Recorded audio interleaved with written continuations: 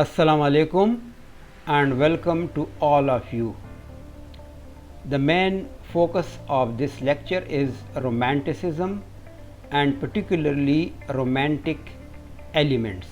This lecture will enable us to identify the romantic elements or to identify romanticism in prose as well as in poetry. There are certain literary revolutions, so we will touch them.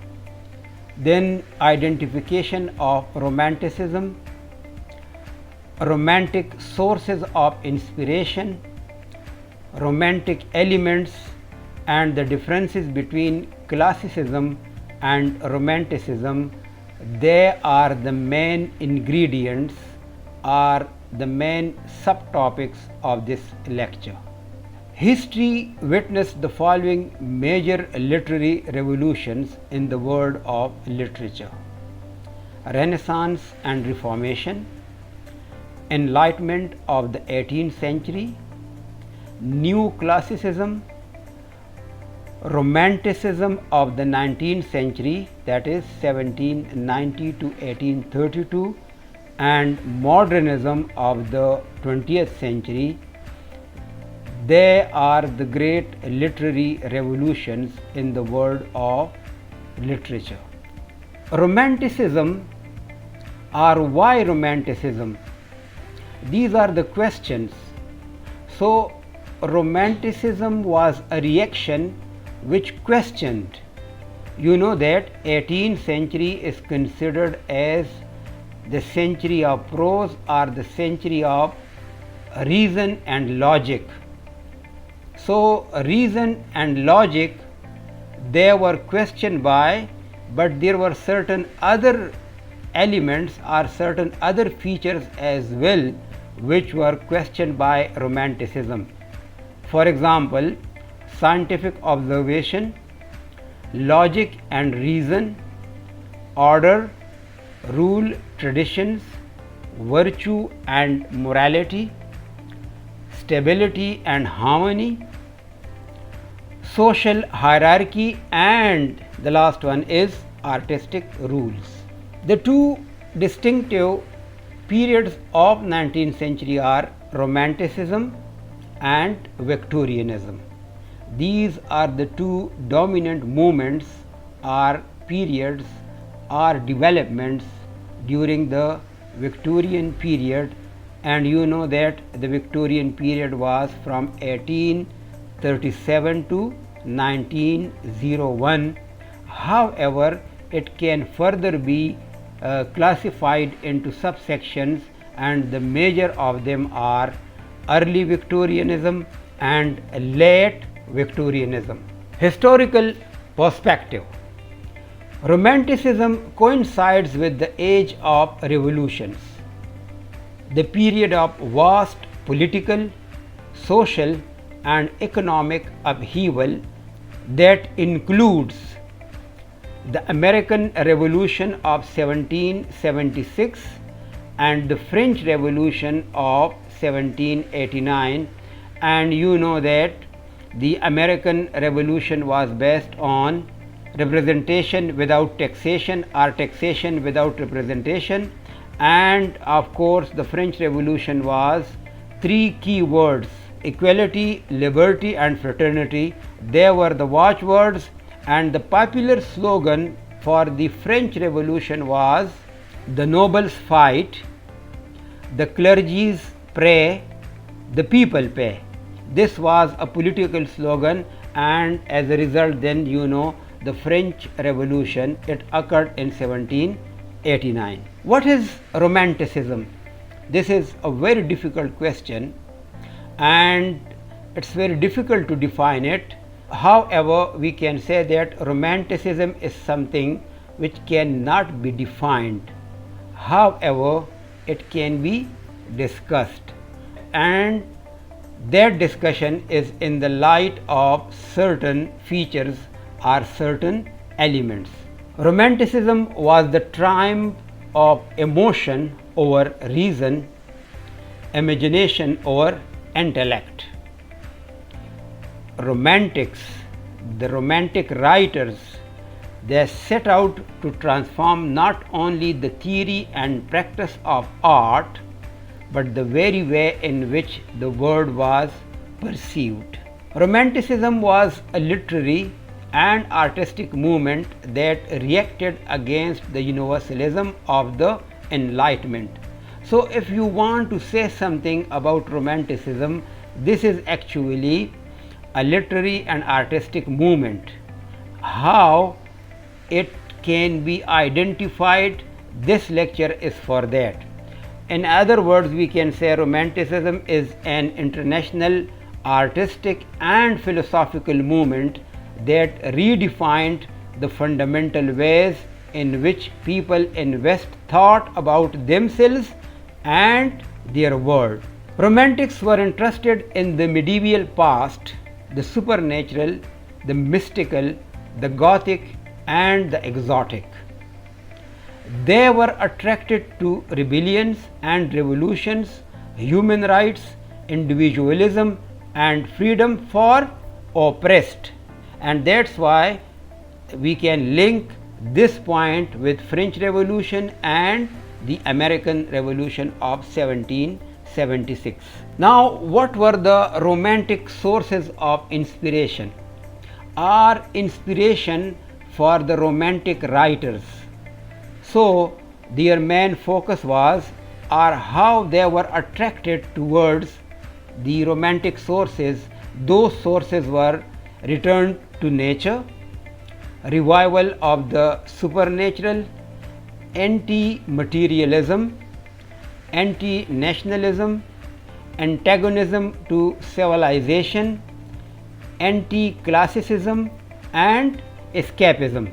Then some other sources are ideal of liberty, glorification of commonplace, love for the distant, affection to the ancient, and love for the unattainable.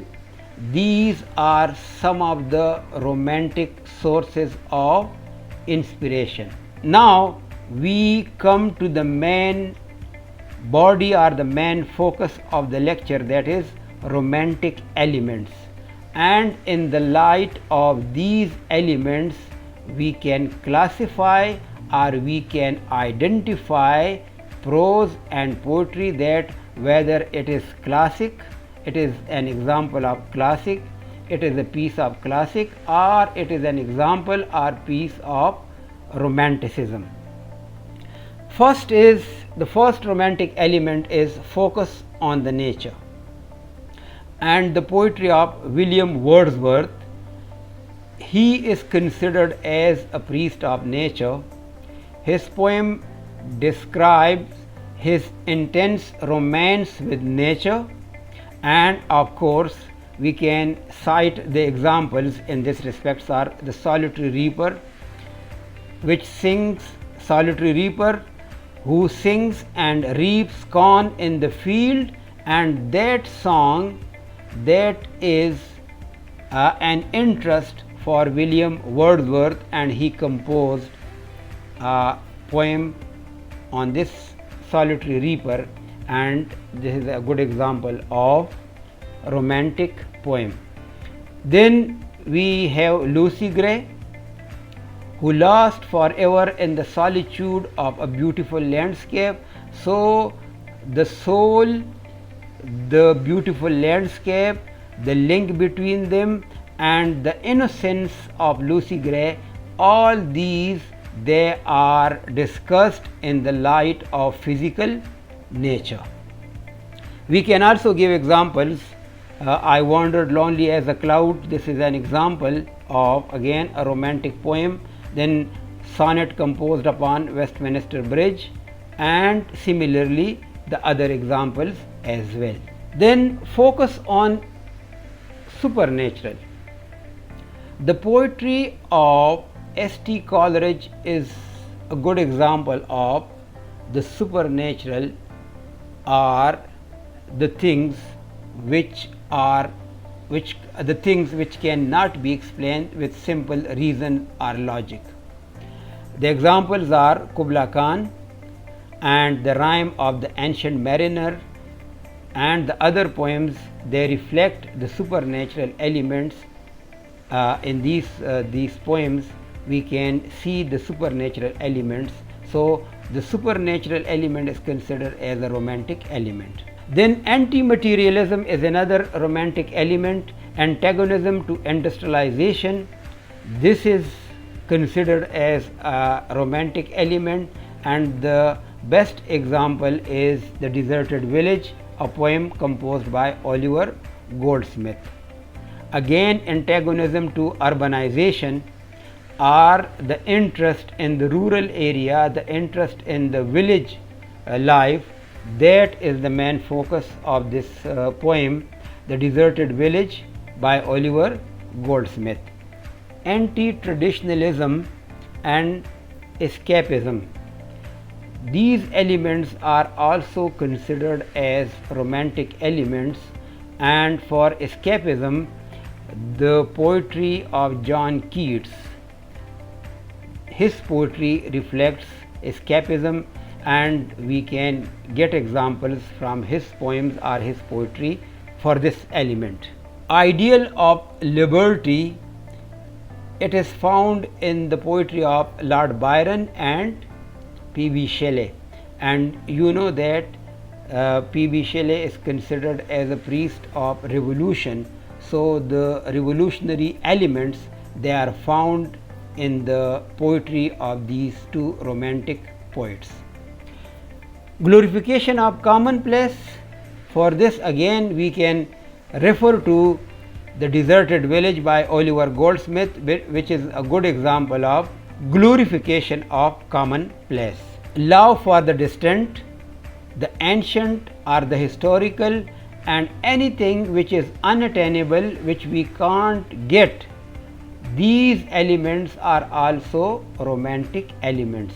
Then strangeness, and you know one of the features of romantic poetry is addition of strangeness to the beauty is also called romanticism. So strangeness, mystery, wilderness, and again the example is S.T. Coleridge. Spontaneous reaction and composition, and romantic poetry and romantic prose, they are always the product of the heart. So when we express our feelings, our sentiments and our emotions in a piece of prose and poetry, so it comes, that emotion, that feeling, that sentiment, it comes out from the heart directly, so we say this is the product of the heart. So romantic poetry and prose is always a product of the heart. Subjectivity is considered as a romantic element. So the romantic prose and poetry is always in subjective approach, and this subjectivity or subjective approach means the writers, the poets, the novelists, they describe, they present the scenes, the characters, the characterizations with personal feelings and emotions. So personal feelings and emotions, they are considered as element of romanticism, and anywhere whenever we find these feelings, personal feelings and emotions, so we can say that this is a piece of romanticism. Rustic life and language, this is actually the main ingredient of romanticism. The language of romantics or the language of romanticism is always very simple, straightforward, and usually rustic life means the rural life or the life in the villages, it is discussed in the romantic prose and poetry. As a conclusion, we say that Romanticism is something which cannot be defined, however, it can be discussed. It can be identified and traced through romantic elements. The romantic elements can be applied on prose and poetry for the identification of romanticism and romantics. As a last word, we can say romantics transformed the theory and practice of the art. This should be the concluding sentence of this lecture, with hope that you might have enjoyed it, and the following lectures regarding romanticism, they would be focused on the differences between romanticism and classicism and the practical applications. We will take a poem and then we will have to identify, to make a list of the romantic elements in that piece of prose or poetry, and in this way the things will become quite clear. Thank you very much for your kind attention.